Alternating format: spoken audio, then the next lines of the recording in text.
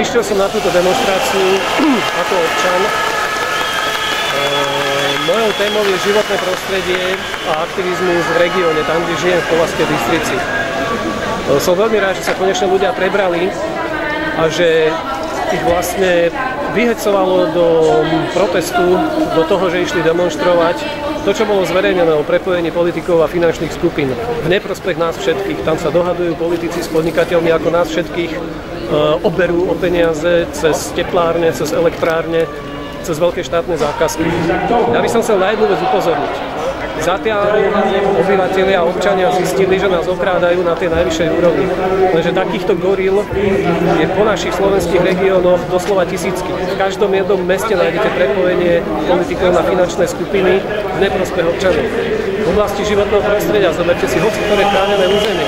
Zoberte si hociaké zaujímavé parcely alebo staré domy v meste a nájdete tam nejakú malú gorilu.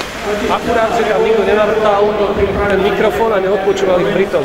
Ale výsledky sú rovnaké. Predrážené zákazky, vykradnutý verejný priestor, vytunelované štátne alebo samosprávne firmy. Takže prosím, nezostaňme len pri Pente a pár politikov okolo toho, ale pozerajme sa týmto malým regionálnym gorilám na prsty, lebo nás úplne roztrhajú.